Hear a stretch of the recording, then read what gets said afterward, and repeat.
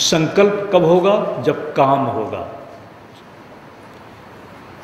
ब्रह्म में भी जब ईश्वर भाव हुआ तो एक संकल्प उठा, एको हम बहुश्याम सो अकामया संकल्प। संकल्प का जब विकास होगा, संकल्प के साथ भी भाषा छिपी हुई है। भाषा, बिना संकल्प के आप आगे नहीं बढ़ेंगे। और संकल्प जब भी आपके अंदर होगा तो भाषा के साथ ही तो होगा ना। आप जिस भाषा में सोचते हैं उसी भाषा में आपके पास संकल्प होगा, तो वह है सरस्वती। लेकिन ध्यान दो,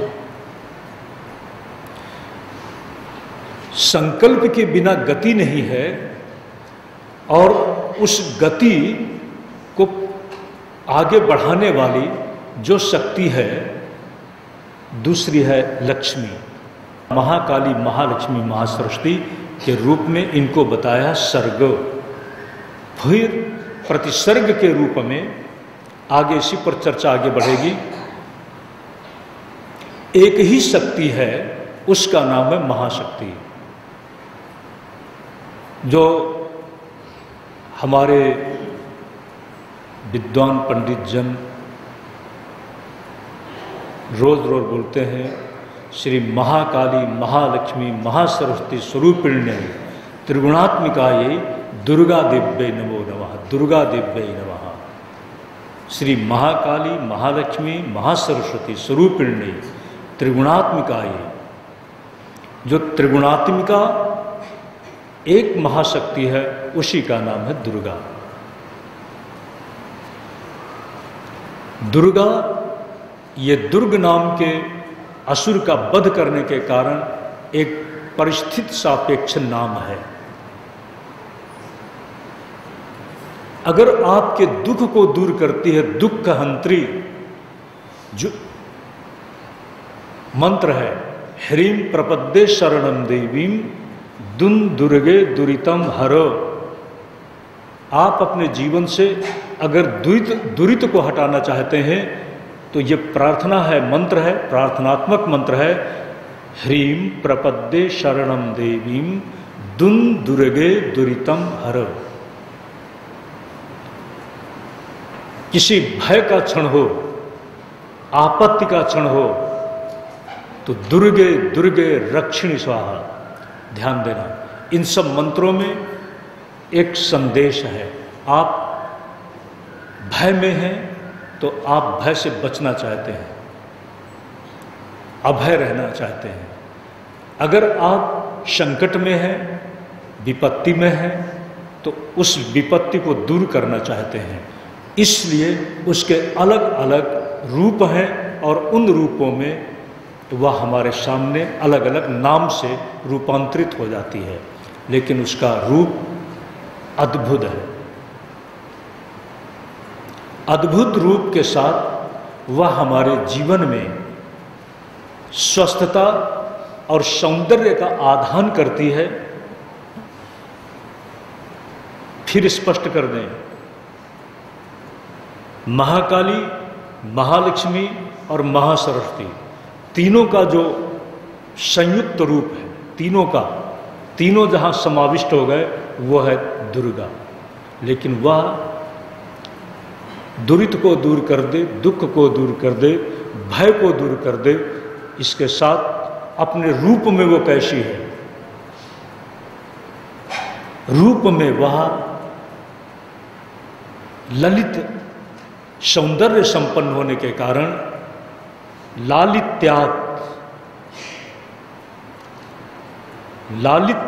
गुण से विशिष्ट होने के कारण वह ललिता है, और वह सब पर शासन करने के कारण वह राजराजेश्वरी है, और संपूर्ण सौंदर्य और सुख और समृद्धि का केंद्र होने के कारण वो महात्रिपुर सुंदरी है।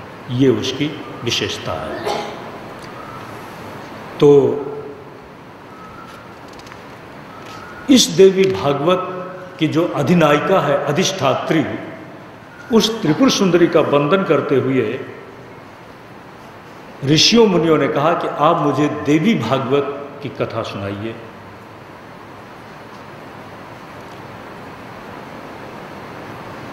उस समय सूत जी महाराज ने कथा सुनाना प्रारंभ किया और कहा है कि देखो, मैंने जैसा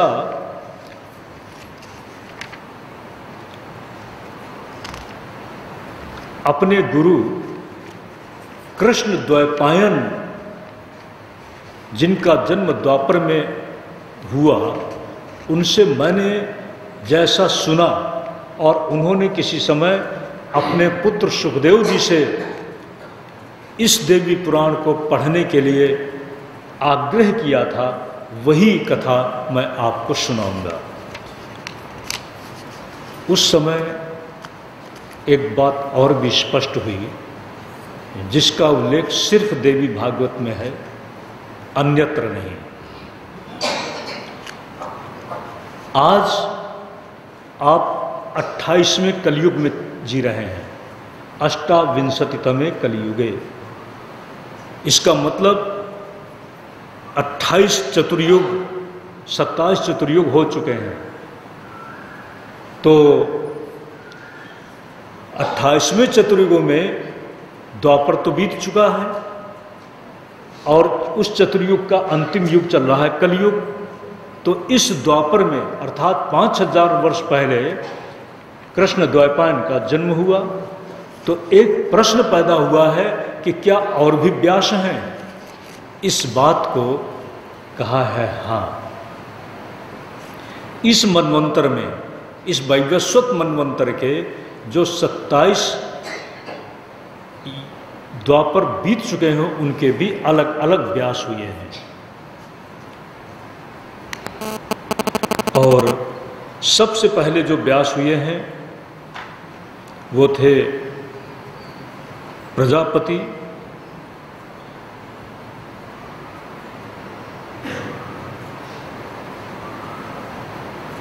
और शुक्राचार्य, बृहस्पति, सूर्य, धर्मराज आदि आदि। विशेष रूप से आपको देखना है तो आप देवी भागवत आपके पढ़ने के उत्साह को बढ़ाने के लिए एक उत्कंठा जग जाए, इसके लिए कथा है। संक्षेप से ही, सूत्रात्मक ढंग से ही हम आपको कथा में ले चल सकेंगे, विशद व्याख्यान के साथ नहीं। आप लोग जिज्ञासा जग गई, उत्कंठा जागृत हो गई, इसके साथ आप पढ़ना, खास करके जब भी समय मिले तब पढ़ना, तो उससे आपको विशेष जानकारी मिलेगी। हम यहाँ पर आपको सूत्रात्मक भाषा में ही कथा का एक विहंगम अवलोकन कराएंगे। 28वें व्यास कृष्ण द्वैपायन, ऋषियों ने कहा कि व्यास जी की दिनचर्या तो बिल्कुल बीत रात तपस्वी की है। उनके मन में संसार धर्म के प्रति लालसा कैसे जगी, उनके पुत्र सुखदेव की जन्म कथा क्या है, ये प्रश्न किया है।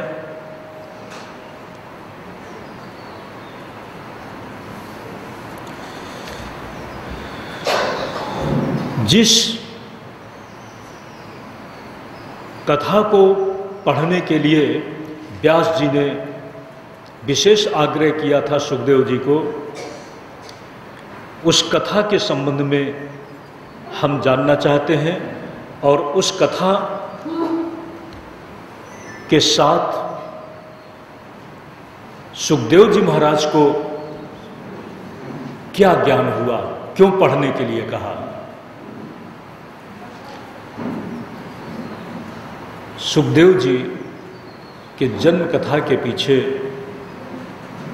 व्यास जी की एक भावना है। व्यास जी अचानक किसी समय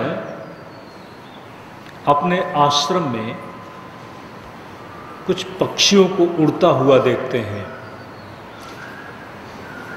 गौरैया नाम के पक्षी को अपने बच्चों के लिए खाने के लिए सामग्री जुटाने में उड़ता हुआ देखते हैं, खिलाता पिलाता देखते हैं। धीरे धीरे उनके मन में एक संस्कार जगा कि ये संसार कितना मधुर है,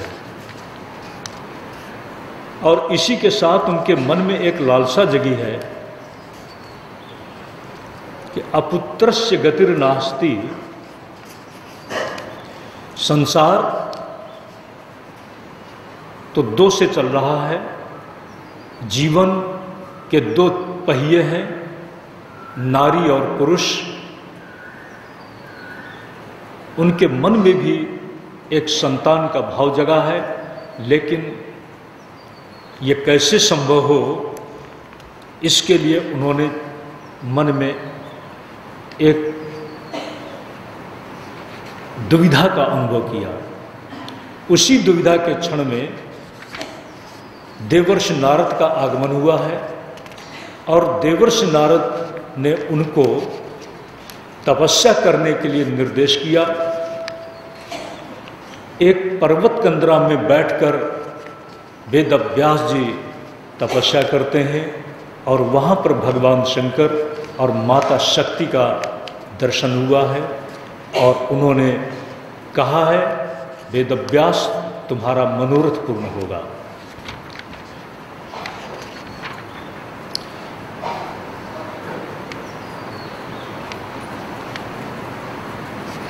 ऋषियों ने कहा कि व्यास जी के अंदर इस तरह का संकल्प कैसे पैदा हो गया। सूत जी ने कहा कि देखो, ये संसार जिस रहस्य शक्ति के द्वारा चलाया जा रहा है वो बड़ी अटपटी है। कबीर ने कहा, रमैया के दुल्हन लूटेश बाजार, सुरपुर लूट नागपुर लूटेशी, तीनों लोक मचा हाहाकार, श्रृंगी की भृंगी करदारी, नारद मुनि के पड़ी पिछार, रमैया के दुल्हन लूटेश बाजार। ये जो माया है बड़ी प्रबल है। भगवान ने भी कहा, मम माया दुरत्या, मम तो है ना, भगवान बड़े स्पष्ट हैं, वो छिपाते नहीं। उन्होंने कहा, मम माया, मेरी माया। तो क्योंकि उन्होंने भी इस बात का अनुभव किया है, और आगे चल करके उस माया को एक तरह से देवर्षि नारद ने चुनौती दी है कि हम तो माया मुक्त है ना, भगवान के पास से मत बोलना नारद, ब्रह्मा जी ने कहा था। लेकिन नारद जी भगवान शंकर के पास भी बोल जाते हैं, और भगवान विष्णु के पास भी बोल जाते हैं, और ये भी जानना चाहते हैं कि आपकी माया कैसी है। आगे चल करके आप कथा सुनेंगे कि देवर्षि नारद को भी माया ने कहाँ से कहाँ पहुँचा दिया। जो वीणा के तारों में संकीर्तन में मग्न रहता हुआ सुर साधना में चल रहा है, वह गृहस्थी जीवन में एक अंतःपुर की विलासिता को देखने लगा, साधने लगा। आगे कथा आएगी। वही माया भगवान विष्णु को भी एक बार की बात है, सूत जी महाराज बता रहे हैं कि ये माया बड़ी अटपटी है। किसी समय भगवान लक्ष्मी जी को देखकर हंस पड़े, और लक्ष्मी जी को ध्यान देना, लक्ष्मी जी को जब देखा तो देख करके वो हंस पड़े। लक्ष्मी जी पूछते क्यों हंसे? उन्होंने कहा कि कोई खास बात नहीं है, लेकिन लक्ष्मी जी को इस उत्तर से संतोष नहीं हुआ। अब लक्ष्मी जी अपने ढंग से सोच रही हैं कि मुझे देख करके हंसने का कारण क्या है। और भगवान, बात ये थी, लक्ष्मी जी का एक आकर्षक व्यक्तित्व, उसकी सात्विकता और उसकी सेवा भावना, सहज उसका सौंदर्य, इससे भगवान को सोच करके हंस पड़े। मान लो, कल्पना कर लो कि सोचे कि लक्ष्मी जी, उनको याद आ गई उस समय की, जिस समय समुद्र मंथन हुआ।